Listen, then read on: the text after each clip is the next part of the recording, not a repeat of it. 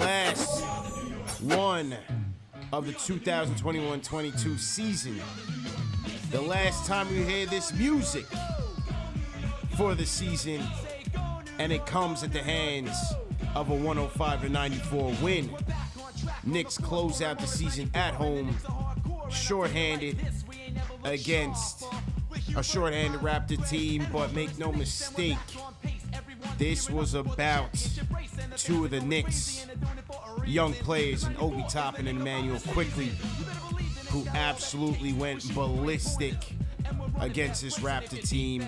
Obi Toppin, 42-10, breaks his career high at 35 points, and Immanuel Quickley with a 34-point triple-double. Put some respect on Quick's name. Knicks win easy.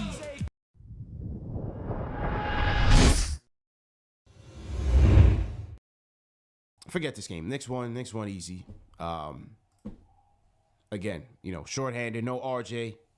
Knicks went in here with 8 deep, and it was basically the starters that got the job done, and namely Obi and Quickley. It's actually interesting how this season finished, because from the beginning of the season, let's say it really started Summer League, right? For most of us diehard delusional fans, this thing really started in Summer League, and we watched IQ and Obi and wanted to see what their development was going to be like in year 2. That was going to be the key. And so we watched their progression from Summer League straight through. So I just find it quite apropos to see them be the focus on the season ending. And what they've done between then and now is force the front office to make some decisions. We've been saying it. We've been saying it since the time Obi got drafted. Are they trading Julius? Are they not trading Julius? 35 against the Wizards. 42 against the Raptors in the closer. Career highs in threes. Playing loose. That's the biggest thing. He's playing loose, playing confident, not playing scared as he has in the past. And as he said in the last game post-conference, he's not looking over his shoulder. So he's playing with a lot more confidence. He's not scared to make a mistake, which is big. If they don't trade Julius, it's going to be Julius looking over his shoulder next year. I don't see, again, the Julius trade is tricky. Will they just be desperate? Will they say low? Leon said what he said today. This guy will not be able to afford to make a mistake, to shoot a brick, to hold the ball for more than 5 seconds, because they're going to be calling for Obi at Madison Square Garden every night, unless these guys are playing major minutes together, and with this coach, it's probably not going to happen. This was never going to end well for these two players, bro. Never. They're never going to get meaningful minutes together.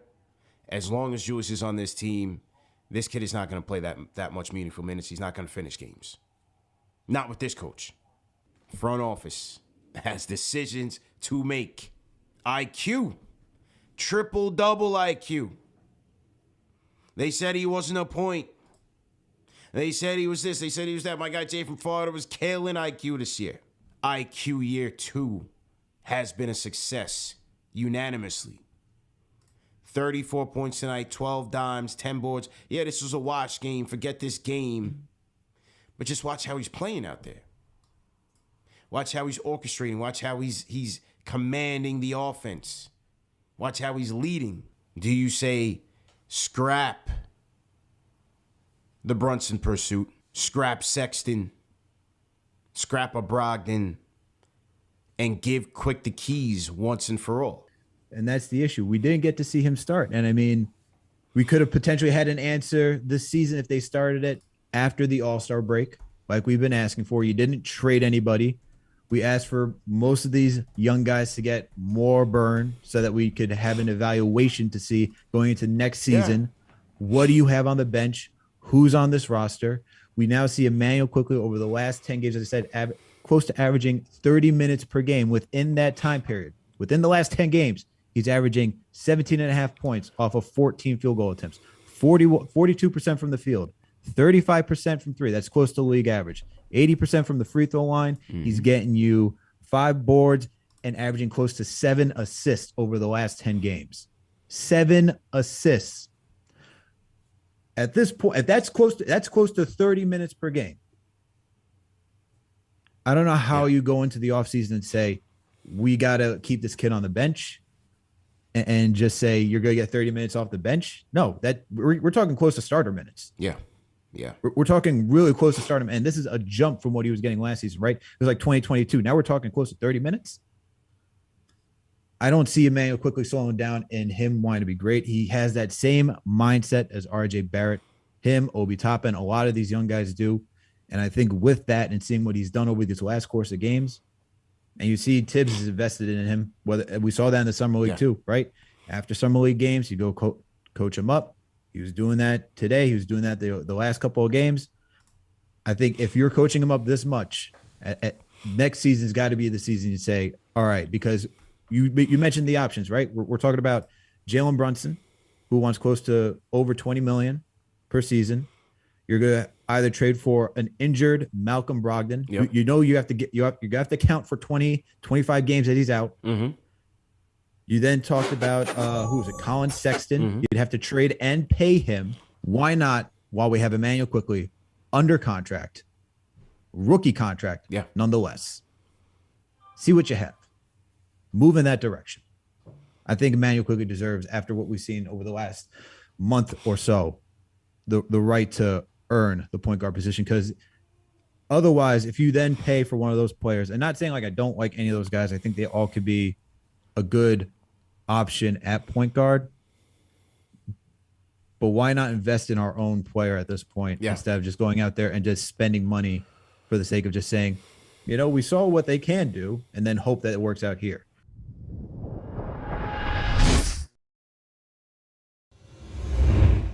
I'm in lockstep with you guys on IQ, man. I've been there for a little while. You watch his game, and he has a lot of good players in his game. He's got some John Wall in transitions, Trae Young in the pick and roll. Like, he's got all of these little things. And I think the main conversation is between Brunson and Quickley. Yeah. At the same time, we haven't seen Brunson as a starting point guard. Luka dominates the ball. He got some time. He got some time. He got some time this year. He did get some time this year. He did. But at the same time, you're talking about those two players, and IQ doesn't have to start to get evaluated as a starter. When you're looking at him when he's playing 30 minutes, he's getting starter minutes. Mm-hmm. You're evaluating him as a starter. He's playing. He's doing the things he's doing against other teams' starters, and that's what you want to see.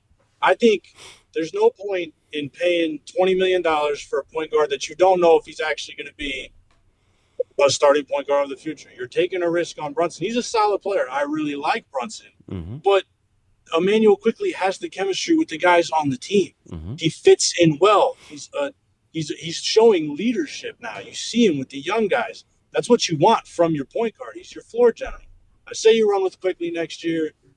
You got to – I usually bring the positivity, but I'm going to bring the negativity tonight, man. I feel like the front office is going to trade Obi. I feel like the front office is going to keep Randall, and they're going to ride this high end of the season from Obi, and they're going to end up trading him, and they're going to bring Randall back. I hope not. But that's just the realistic Knicks fan inside of me that's just going to be like, they're just going to crush us like that. But hopefully if you find a good trade for Randall, get him into a new situation where he can reboot and get back to just playing basketball versus all the other stuff.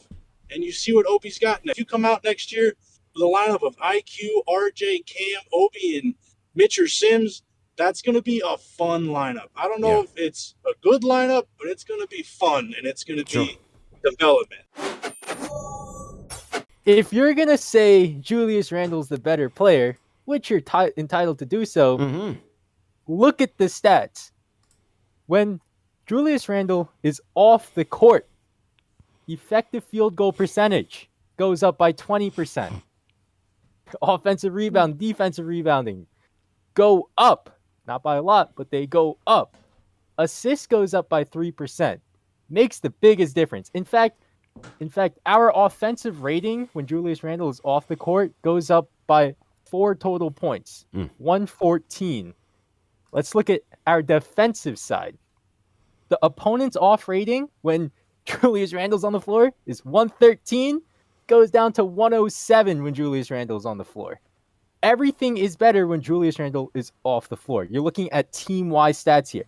When you put RJ Barrett at that one position, you put Immanuel Quickley behind RJ Barrett and Obi Toppin, you maximize all their skill sets, and they play great basketball. And that's what we need to do, and that's what's going to push us over the edge and develop this team and get us back in the playoffs and hopefully chase that ring. 2 years ago, let's go all the way back. 'Cause I told you, and I'm going to remind you again, give that man them keys.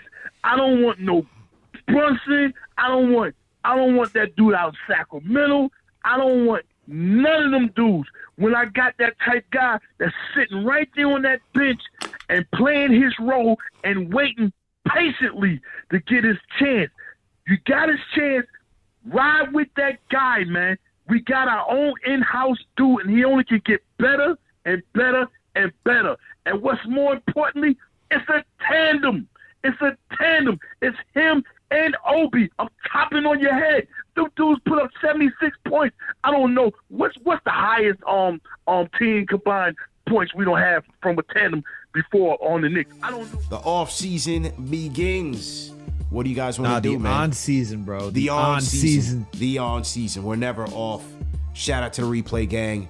Everybody that tuned in, tapped in, hit that like button, hit that thumbs up button for you boys one more time. And we'll see, man. Keep it rolling.